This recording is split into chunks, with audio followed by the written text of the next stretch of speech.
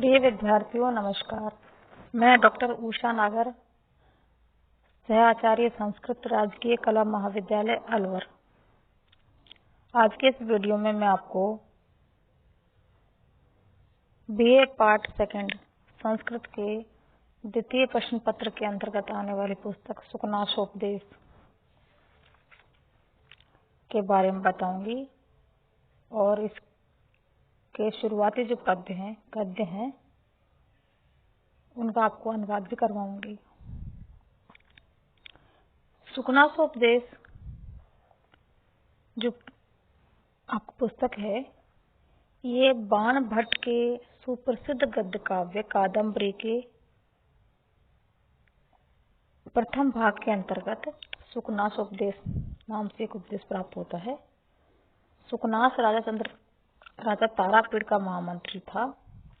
तो तारापीड़ के पुत्र राजकुमार चंद्रपीड़ ने अपना विद्या अध्ययन संपूर्ण कर लिया और अपने घर वापस आ गया। तब राजा ने अपने पुत्र का युवराज्य अभिषेक करना चाहा। राजा इस तथ्य से भली भांति परिचित था कि अभी तक राजकुमार को केवल शास्त्र ज्ञान ही प्राप्त हुआ है और वह जगत के व्यवहारिक ज्ञान से अनभिज्ञ है। अतः नृपति चाहता था कि चंद्रपीड़ को युवराज बनाने से पूर्व उसे इस क्षेत्र का भी कुछ परिचय कराया जाए। इस कार्य के लिए प्रधान अमात्य सुकनास का नाम सर्वाधिक योग्य व्यक्तियों में था। उसे राजकार्य तथा जीवन का विशाल अनुभव था। यही सोचकर राजा ने एक दिन राजकुमार को सुकनास के पास भेजा और सुकनास ने उसे जो उपदेश दिया वह कादम्बरी में सुकनासोपदेश के नाम से प्रसिद्ध है। साहित्य में यह उपदेश अत्यंत महत्वपूर्ण स्थान रखता है। इसमें वर्णित तथ्य आज भी अपनी सत्यता लिए हुए हैं। उनका आज भी उतना ही महत्व है जितना कि प्राचीन काल में था। इस दृष्टि से यह उपदेश अपनी शाश्वतता रखता है। ये कादम्बरी में अत्यंत महत्वपूर्ण अंशों में से एक है। सुकनास मनोवैज्ञानिक भी है। वह जानता है कि यदि मैं राजकुमार को प्रारंभ में सीधे ही उपदेश देने लग जाऊंगा तो वह उतना प्रभावशाली नहीं होगा और उससे राजकुमार के मन में भी ठेस पहुंचेगी। अतः वह सर्वप्रथम राजकुमार चंद्रपीड़ के सुशिक्षित होने की प्रशंसा करता है और यह स्पष्ट कर देता है कि आपको उपदेश देने की तनिक भी आवश्यकता नहीं है। तदुपरांत वह युवावस्था में उत्पन्न होने वाले अति गहन अंधकार, लक्ष्मी के मद, ऐश्वर्य की अंधता तथा विषय भोगों की प्रचंडता का उल्लेख करता है और बताता है कि तुमको इनका कुछ परिचय प्राप्त करना आवश्यक है। प्रारंभ में वह प्रतीक रूप में इनका वर्णन करता है और कहता है कि तुमको इनके बारे में कुछ विस्तार से बताया जाना चाहिए। युवावस्था की विशेषताएं जो कि सुकनास ने चंद्रपीड़ को बताई हैं। अपने उपदेश के प्रारंभ में सुकनास कहता है कि जन्म से ही ऐश्वर्य का प्राप्त करना, नवीन युवावस्था और अद्भुत सौंदर्य तथा लोकोत्तर शक्ति से संपन्न होना, ये सब अनर्थ की परंपरा है। इनमें से प्रत्येक बुराई की जड़ है। यदि ये सब एक ही व्यक्ति में प्राप्त हो जाएं, तो कहना ही क्या। नवयुवकों की दृष्टि एक विशेष रंग में रंगी हुई होती है जिसके सामने वे किसी को कुछ भी नहीं समझते।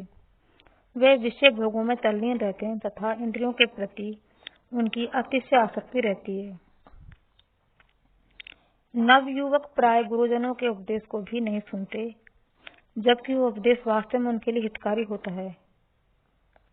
यहीं पर महामंत्री नवयुवक राजकुमार की प्रशंसा भी कर देता है कि तुम्हारे समान उच्च कुलोत्पन्न व्यक्ति बहुत कम प्राप्त होते हैं जो शांति पूर्वक गुरुओं की शिक्षा को ग्रहण करने वाले होते हैं। अभी तक राजकुमार ने विषयों का स्वाद नहीं चखा है, अतः वास्तव में उस पर उपदेश का प्रभाव पड़ेगा। गुरु का उपदेश बड़ा महत्वपूर्ण होता है। वह बिन जल का स्नान, बिना जरा की वृद्धावस्था, बिना चर्बी का भारीपन, अस्वर्ण का कर्णाभरण, प्रकाश और जागृत अवस्था है। इसी में किसी भी प्रकार का अवगुण नहीं है।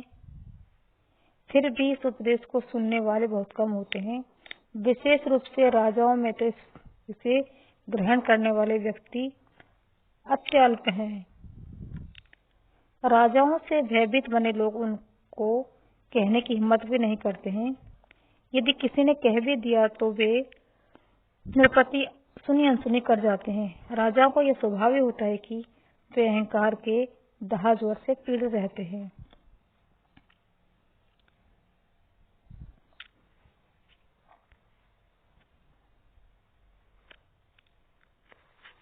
इसी के संदर्भ में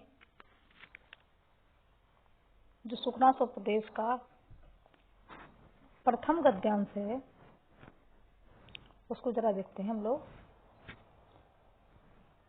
सुखनास कहते हैं, तात चंद्रपीड़ विदित वेदितव्यस्य अधीत सर्वशास्त्रस्य ते न अल्प्यम अपि उपदेष्टव्यम अस्ति। चंद्रपीड़ कहते हैं कि हे पुत्र, विदित वेदितव्य से यानी विदित वेदितव्य से यानी जो कुछ जानने योग्य है, जो कुछ ज्ञातव्य है उसको आपने जान लिया है। विदित यानी जानने योग्य, विदित माने जान लिया है आपने किसको, वेदितव्य से। जो जानने योग्य है, जो जानने योग्य विषय है, ज्ञान है, वो आपने ग्रहण कर लिया है, उसको आपने जान लिया है। अधीत सर्वशास्त्र से, और आपने सभी शास्त्रों का अध्ययन कर लिया है, सभी शास्त्र आपने पढ़ लिए हैं। ते ऐसे आप ना अल्पम अपने उपदेशव्यम अस्ति, ऐसे आप थोड़ा भी उपदेश देने योग्य नहीं है, अर्थात आपको थोड़े भी उपदेश की आवश्यकता नहीं है। केवलम चे निसर्गत एव अभानुभेष्यम रत्नलोकछेद्यम प्रदीप प्रभापनेयम अति गहनम तमो यौवन प्रभवम। अब सुखनास कहते हैं कि अति गहनो तमो प्रभवम, युवा अवस्था से उत्पन्न जो अंधकार है वो अत्यंत गहन है। वो कैसा है, उसकी विशेषताएं बताई हैं। केवलम च निसर्गत, मतलब केवल स्वभाव से ही वो ऐसा है। कैसा, अभानुभेष्यम, वो ऐसा है जिसे किसी भी सूर्य से भेदा नहीं जा सकता, जहाँ किसी भी तरह का सूर्य का प्रकाश नहीं पहुंच सकता।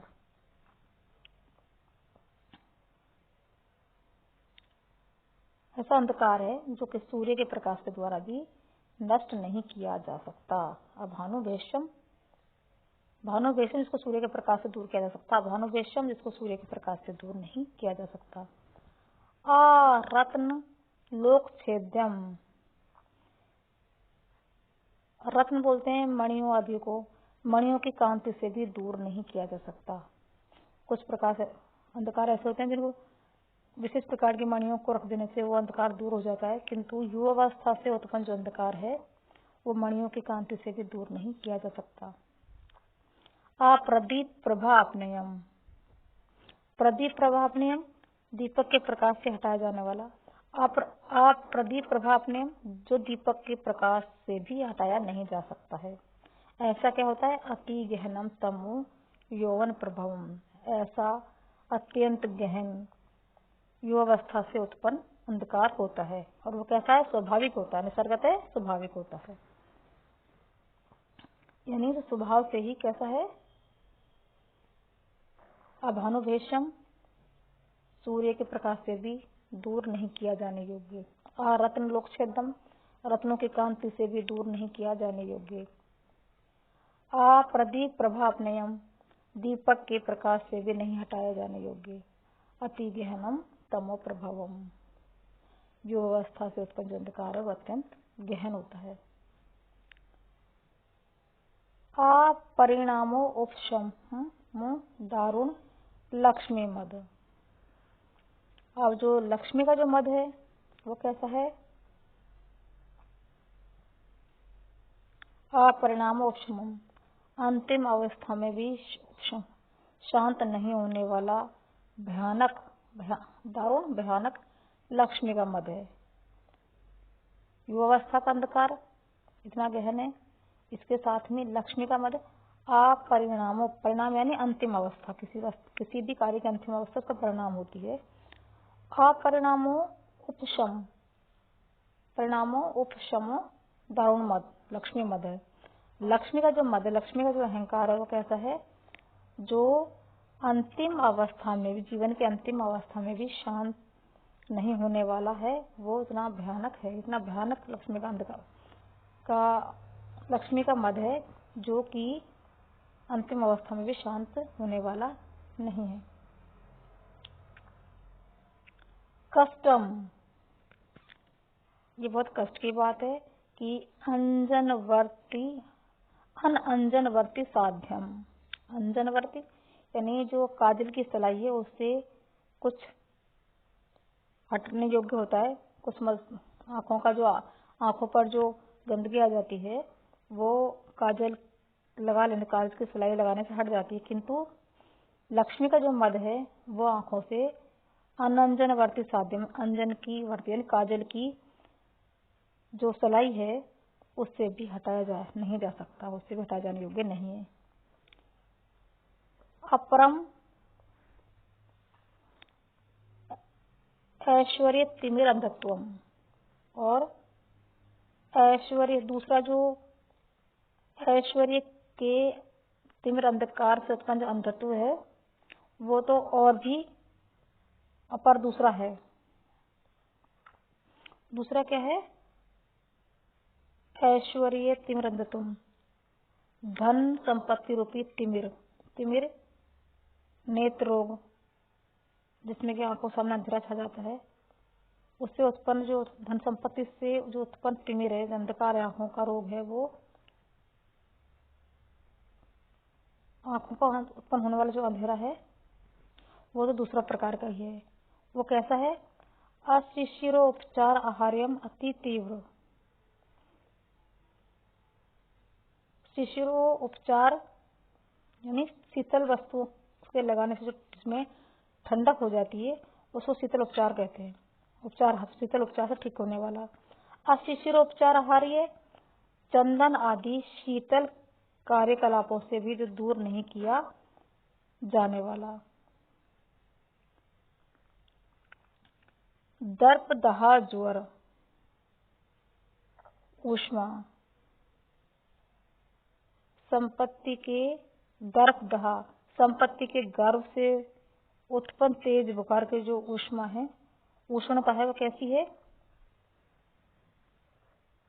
ये अशिशिरोपचार आहार्य अति तीव्र दर्प दहा ज्वर ऊष्मा, यानी संपत्ति के गर्भ से उत्पन्न तेज बुखार की जो ऊष्मा है, जो उष्णता है, वो ऐसी है जो किसी भी शीतल उपचार से, अशिशिर उपचार आहार्य जो किसी भी प्रकार के शीतल उपचार से, चंदन आदि के लेप आदि का जो शीतल कार्य उपचार है उससे भी दूर नहीं की जा सकती, वो अति तीव्र, इतनी वो अत्यंत तीक्ष्ण है वो। फिर नित्यम स्नान शौच बाध्य बलवान रागमला अवलेप। इसके बाद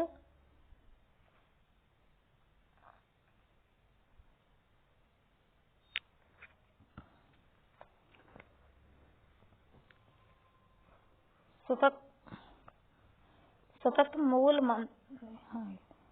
मूल मंत्र सम्यः विषमो विषय विषास्वाद मोहो।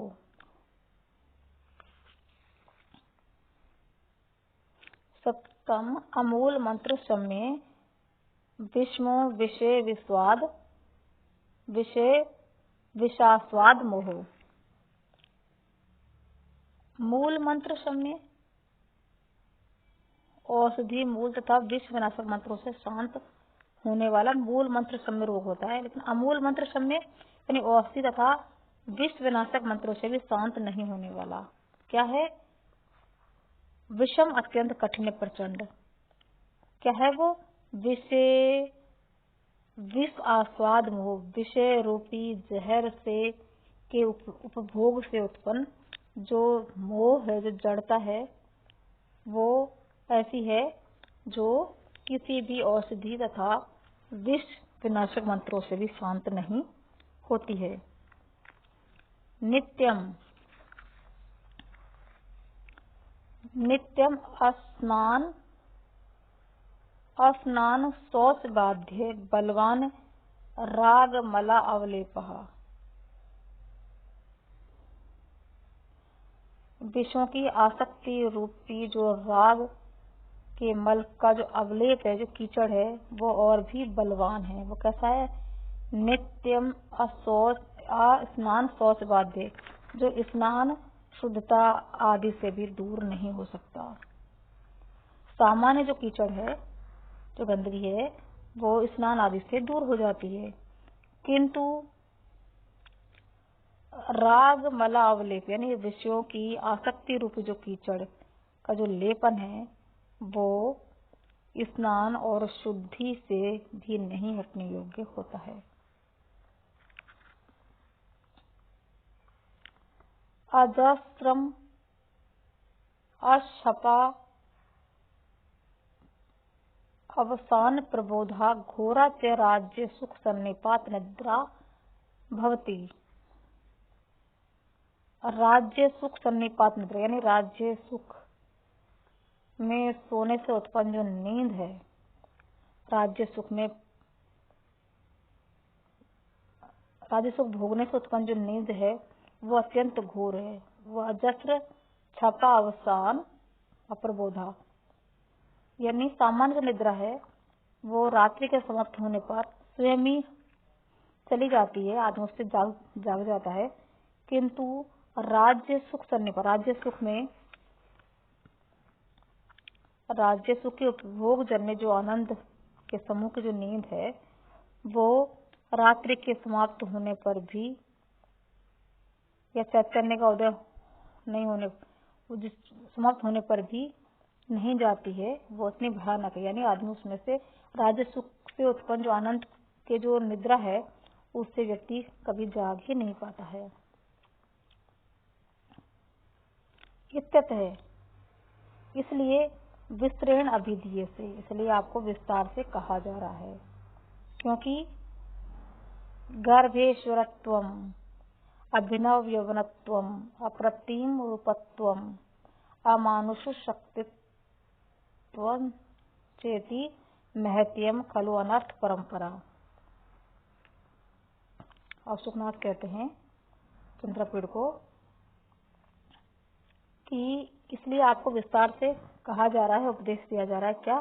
क्योंकि गर्भेश्वरत्वम, गर्भ से यानी जन्म से ही ऐश्वर्य संपन्न होना, अभिनव यौवनत्वम नवीन यौवन का स्वामी होना, अप्रतिम रूपत्वम अप्रतिम अलौकिक रूप का धनी होना, अमानुष शक्तित्वम चेति और अमानुषीय शक्तियों का स्वामी, महती यम खलु अनर्थ परंपरा, ये सब एक अनर्थ की परंपरा को जन्म देती हैं। ये सब एक अनर्थ की परंपरा की पंक्ति है, आपत्तियों की पंक्ति है ये, अर्थात ये बुराइयों के उत्पन्न होने का कारण है।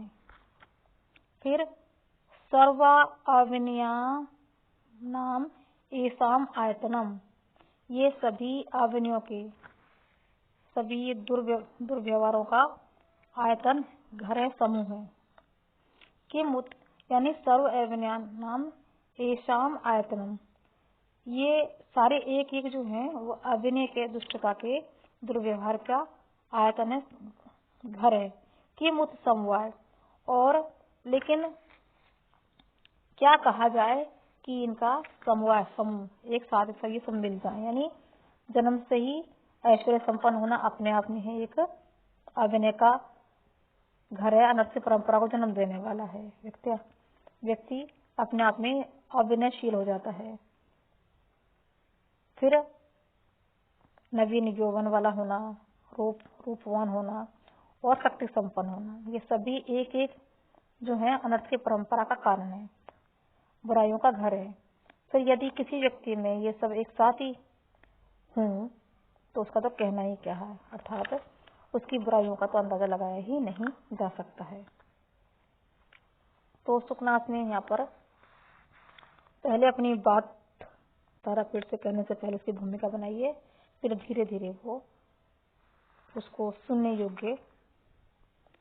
सुनने के लिए सहमत बनाया है, फिर अपना उपदेश कहना शुरू किया है। यही अच्छे उपदेश दाता की पहचान होती है कि वो तुरंत सीधे ही अपना उपदेश ना देकर उसकी भूमिका बनाकर अपनी बात रखता है ताकि उसकी बात को गौर से सुना